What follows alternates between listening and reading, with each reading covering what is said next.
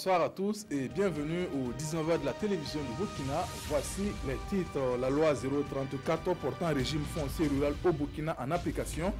Les premiers bénéficiaires viennent de recevoir leur attestation de possession foncière rurale à Koundougou, localité située à une soixantaine de kilomètres de Bobo du Lasso dans les Hauts-Bassins, et ce par le biais du projet d'appui aux communes de l'ouest du Burkina en matière de gestion du foncier et des ressources naturelles.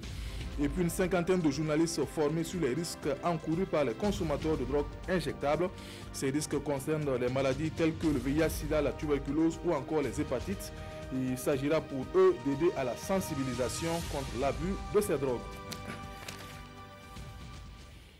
Un pas de plus donc dans l'application de la loi portant un régime foncier rural au Burkina Faso. Une dizaine d'habitants de la localité de Koundougou dans les Hauts-Bassins font partie des premiers bénéficiaires. Ils ont reçu leur attestation de possession foncière rurale APFR ce 10 décembre et cela grâce au projet d'appui aux communes de l'ouest du Burkina en matière de gestion du foncier et des ressources naturelles. Reportage Issouf Zerbo. C'est avec joie que Haruna Belem brandit fièrement son attestation de possession foncière rurale APFR. Fier d'avoir sécurisé son champ après 4 ans d'attente. J'avais loué un champ à un propriétaire terrien qui m'a ensuite vendu une partie. Le PACOF est venu nous proposer de sécuriser nos terres. J'ai déposé mes dossiers de demande d'attestation depuis le mandat du précédent maire. Aujourd'hui, je viens de l'obtenir. Je suis très content et satisfait. Je remercie Dieu et le projet. Cette commune rurale est la première parmi les 15 où intervient le projet d'appui aux communes de l'ouest du Burkina Faso, PACOF, en matière de gestion du foncier rural et des ressources naturelles. Les questions foncières sont de plus en plus très sensibles et délicates. Et inquiétante même d'ailleurs dans certaines localités. Donc la loi 034 est une réponse à toute cette problématique foncière en milieu rural. Et dans les mois qui vont suivre, il y aura vraiment les délivrances des attestations de position foncière rurale aux populations bénéficiaires et qui ont fait la demande. Le PACOF a comme objectif la réduction de la pauvreté en milieu rural par la sécurisation foncière. Il est mis en œuvre dans les régions de la boucle du Mouhoun et des Hauts-Bassins depuis le 1er avril 2014 pour une durée de 6 ans. Des communes de la boucle du Mouhoun ont reçu du matériel. Il s'agit d'aider ces communes dans la lutte contre la pauvreté. Le don s'inscrit dans le cadre du projet multisectoriel intégré de résilience des ménages pauvres face à l'insécurité alimentaire et nutritionnelle. Il est porté par un consortium d'ONG dont Save the Children. Reportage Edouard Wedraogo, Yves Rwamba et Yacouba Goro. Cette moto, des ordinateurs et des imprimantes, ce sont là des dons d'un certain nombre d'ONG remises ici à Dédougou à des services municipaux dans le cadre du projet Promirian. Promirian, c'est le projet multisectoriel intégré de résilience des ménages pauvres et très pauvres qui font face à l'insécurité alimentaire et nutritionnelle dans des provinces septentrionales de la boucle du Mouhoun. Alors si d'aventure le projet est bien mis en œuvre et que les résultats sont satisfaisants, ce n'est pas exclu que d'autres bailleurs se prononcent pour nous permettre d'étendre ce projet-là à d'autres provinces et voire à d'autres régions. Et nous espérons qu'à terme, toutes les communes seront couvertes et nous invitons par la même occasion les différents maires qui vont recevoir ce matériel-là d'en faire bon usage. Pour les bénéficiaires de ce matériel, ce don va permettre à leurs agents d'assurer la protection sociale des populations vulnérables à travers des actions préventives dans le domaine de la sécurité alimentaire et de la malnutrition. Nous saluons vraiment ce don. Vraiment, ça nous va vraiment droit au cœur. On était dans le besoin, mais on n'avait pas de matériel, on n'avait pas les moyens. D'un coût global de 17 500 000 francs CFA, ces outils vont aider les agents à toucher environ 150 000 ménages vulnérables sur le terrain. Débuté en 2017, le projet a une durée de 36 mois dans la région de la boucle du Mouhoun. Commémoration de la journée mondiale des personnes handicapées à Dissine ce 15 décembre. Autonomiser les personnes handicapées et assurer la participation et l'égalité. Tel était le thème de cette célébration, le lieu surtout d'un plaidoyer auprès de l'État et de ses différents partenaires. Reportage Madou Wedraogo et Issa Kanana. Avec plus d'une centaine de personnes enregistrées par les services communaux en charge de l'action sociale, La situation des personnes handicapées n'est guère reluisante à Dissine. Exclusion sociale, difficulté d'accès à la formation professionnelle et à l'emploi, manque d'infrastructures adaptées à leurs besoins spécifiques, bref, autant de difficultés qui entravent le plein épanouissement de cette frange de la population. Cette tribune est un cadre privilégié pour moi de faire un plaidoyer à l'endroit des autorités communales, administratives, les ONG et toutes les structures de promotion et de protection des personnes vivant avec un handicap, de prendre toutes les mesures possibles pour intégrer les préoccupations des personnes handicapées dans les programmes de développement. Aussi, je voudrais inviter les personnes vivant avec un handicap de sortir de leur coquille pour aller à la conquête de leur plein épanouissement. Et le parrain d'insister sur les actions menées par l'État en faveur des personnes en situation de handicap à travers les mesures sociales. Il a en outre appelé ses filleuls à se départir de tout préjugé. Je m'engage à faire le plaidoyer auprès des ONG, des partenaires techniques et financiers susceptibles de vous accompagner dans votre quête permanente de promouvoir l'égalité et les droits de la personne handicapée au Burkina Faso. Messes d'action de grâce, conférences publiques, activités culturelles et sportives sont également au programme de la célébration en différé de la Journée mondiale des personnes handicapées à Dissine. VIH, sida, tuberculose ou encore les hépatites, ce sont là des maladies auxquelles sont exposés les consommateurs de drogues injectables.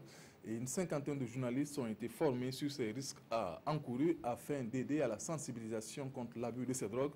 La formation a été initiée par la structure Initiative Privée Communautaire, Nongba Kouda et Zalissa Sanfo.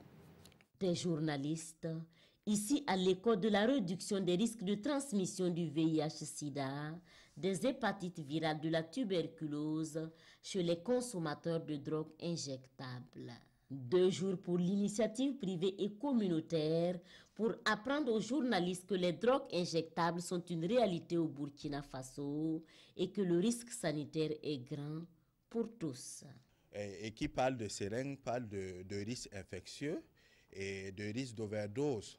Donc il y a ces risques et également vous savez que ceux qui utilisent la drogue avec les pipes pour les fumer, ils se passent les pipes et la salive qu'ils déposent sur les embouts des pipes peuvent être source de contamination. Le lièvre a donc été levé ici sur les drogues injectables et les journalistes promettent que le travail de sensibilisation sera fait pour une meilleure santé des populations, qui qu'elles soient. On a un nouveau regard sur les personnes qui consomment la drogue. Nous nous engageons aussi à les sensibiliser. Un accompagnement à leur profit sera quand même d'un grand apport aussi pour leur récupération et leur réinsertion dans la société. Une cinquantaine de journalistes a pris part à cette formation. Et à l'image des journalistes, des séances de formation ont été initiées à l'endroit des parlementaires, des juristes et des forces de défense et de sécurité. Il s'agit pour l'initiative privée et communautaire de faire prendre conscience du phénomène et d'inviter chacun à son niveau à plus d'action. L'association burkinabé pour le bien-être familial ABBF tient sa 25e Assemblée générale nationale à Bobo-Dioulasso. Il sera question de faire le bilan des actions menées au cours de l'année 2018. L'ABBF milite depuis 1979 pour une santé sexuelle et reproductive saine au Burkina Faso. Biti Bienaon, Olosan Nyumu et Moumouni Baro.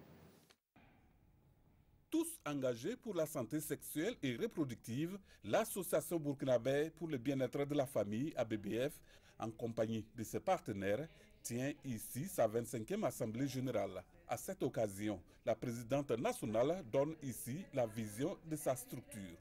La vision de notre association, c'est un monde dans lequel tout le monde, toute la population en général, mais en particulier les personnes vulnérables comme les jeunes et les femmes, jouissent pleinement de leur droit à la santé sexuelle et reproductive.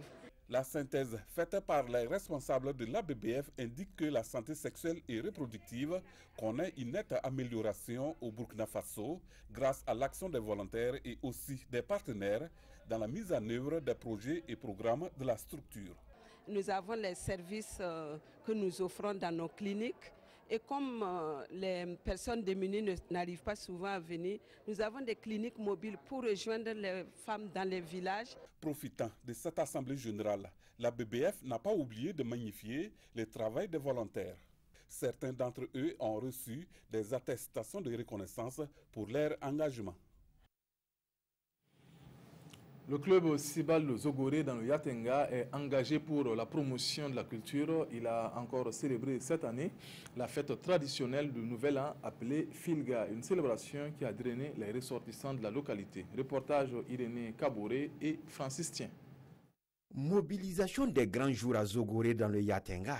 Des pas de danse, des prestations de masques et des troupes culturelles pour fêter le Nouvel An traditionnel appelé Filga en langue morée.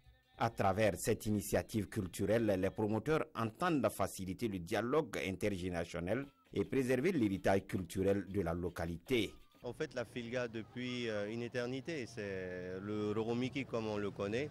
À force d'en parler de façon très discrète, l'événement commençait à disparaître. L'événement constitue également un tremplin pour les troupes culturelles de la commune de Zogoré. Différentes troupes de danse ont rivalisé de talent par leur savoir-faire en matière de danse. Le rendez-vous a permis au public de découvrir un pan de la culture de la localité. Ce que nous venons donc de suivre participe à la cohésion au niveau de la commune. Et ça va permettre en tout cas aux plus jeunes, ceux-là qui ne connaissent pas ce que ça signifie Filga, d'avoir un aperçu de ce que ça signifie. Événement culturel majeur, la Filga est l'occasion pour les uns et les autres de festoyer et de formuler des vœux pour le nouvel an.